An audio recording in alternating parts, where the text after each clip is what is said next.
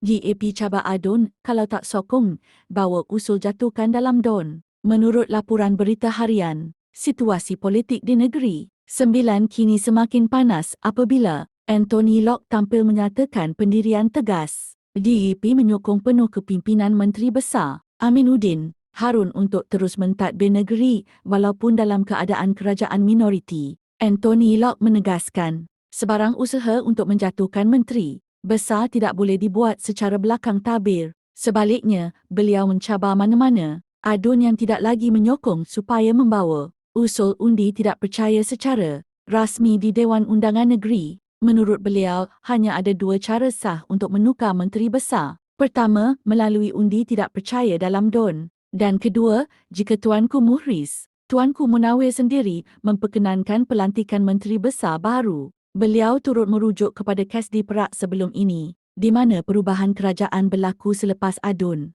menarik sokongan dan mendapat perkenan istana. Jelasnya, DAP menolak sebarang cubaan menggulingkan kerajaan secara tidak sah. Persoalannya sekarang, adakah akan ada adun yang berani tampil dan bawa usul undi tidak percaya? Atau krisis ini akan terus berlarutan tanpa penyelesaian? Korang rasa MB Negeri Sembilan patut terus kekal atau perlu diganti? Komen sekarang.